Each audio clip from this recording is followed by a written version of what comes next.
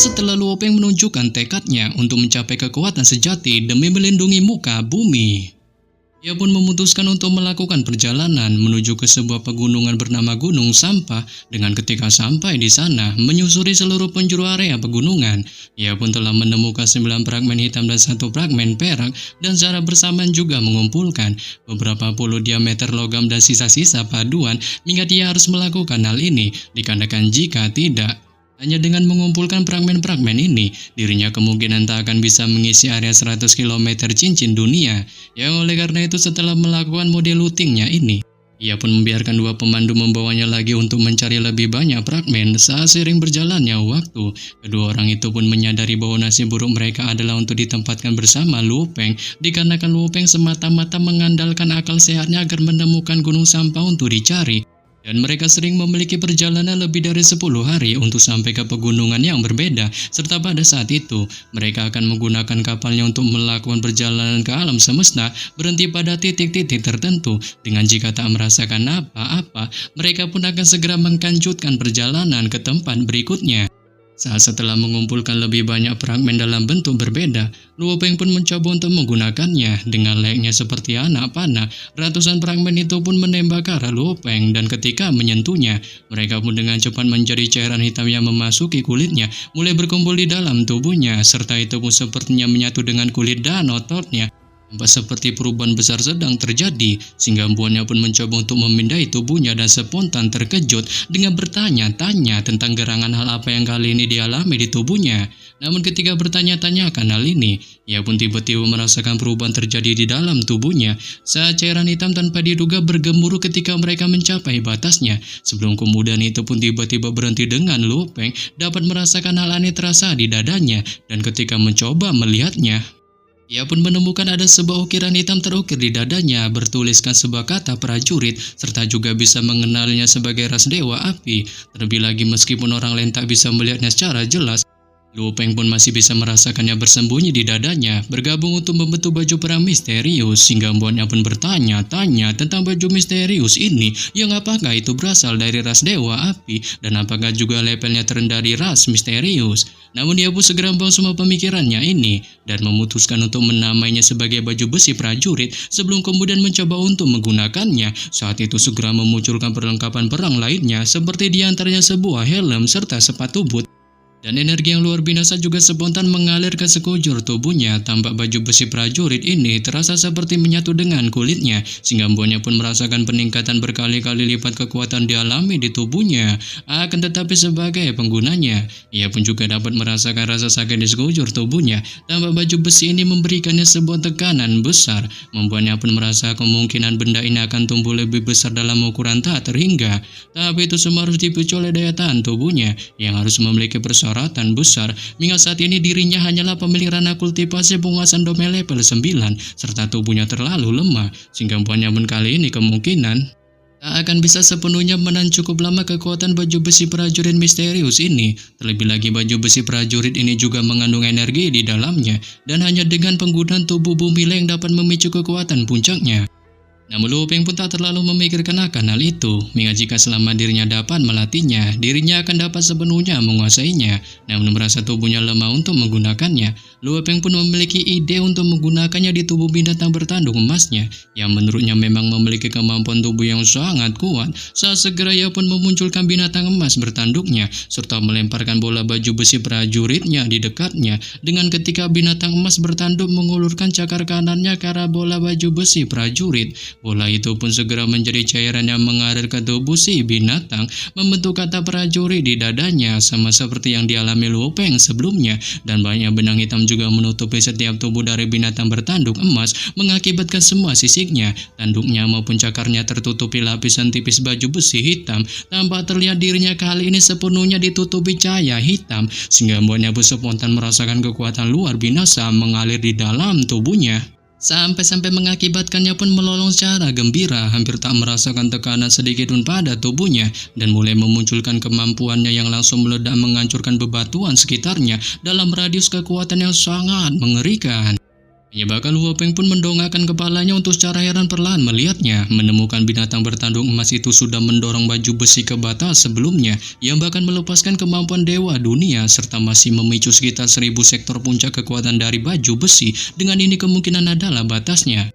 Namun demikian Luo Peng pun tak terlalu memikirkan akan hal itu, sebab ia merasa kemampuan 1000 surgawi itu sudah cukup untuk si binatang bertanduk emasnya. Dengan itu hampir saja mirip dengan jenderal abadi yang sangat kuat.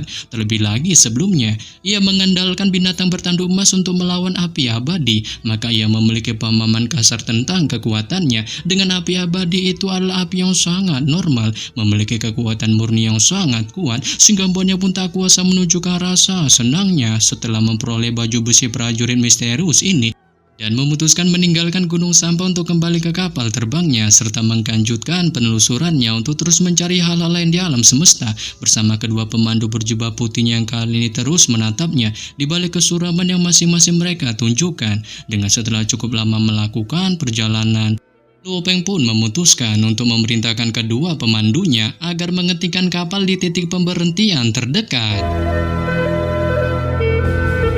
Setelah mendengar perintah dari Luo Peng, kedua pemandu pun hanya menggelengkan kepalanya tak berdaya, menyebutkan bahwa mereka tak bisa menghentikan kapal, sebab hal ini didasari atas perjanjian mereka yang telah menemaninya untuk menyusuri sekitaran wilayah pegunungan Sampah selama setahun penuh. Mengingat setiap periode perburuan harta paling banyak haruslah setahun, terlebih lagi mereka juga sudah menerima pesanan dari sistem bintang Wulong yang memberitahukan mereka untuk menghentikan perburuan serta membawanya kembali pulang.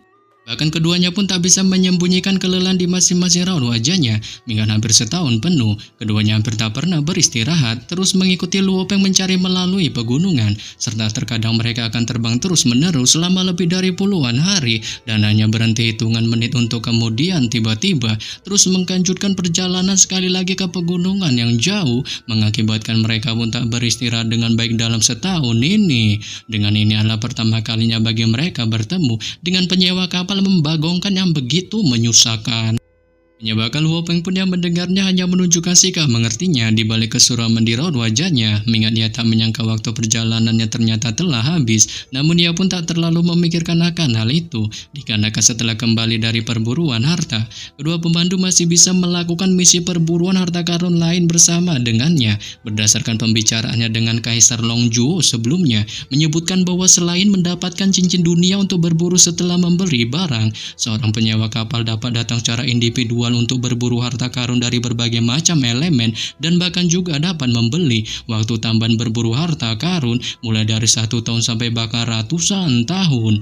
Menyebabkan kedua pemandu pun yang mendengarnya lagi-lagi menunjukkan kesuraman di raut wajahnya, sebab mereka tahu memang ada misi seperti itu bagi mereka sebagai para pemandu kapal, dikarenakan pegunungan Sampah sendiri sampai tak memiliki keuntungan dan biaya pemeliharaannya terkesan cukup tinggi, sehingga membuat mereka pun tak bisa menunjukkan kebohongannya akan misi ini. Saat ini pun Mbak Luo Peng hanya menunjukkan kegirangannya sebelum kemudian memerintahkan kedua pemandu untuk membawa kapal kembali pulang, dan juga sedikit melontarkan gurauannya dengan menanyakan pada keduanya mengenai mereka yang apakah mau untuk terus membantunya menglanjutkan perburuan selanjutnya. Saat kedua pemandu pun yang mendengarnya hanya menunjukkan mode diamnya di balik ketakutan plus kesuraman yang ditunjukkannya.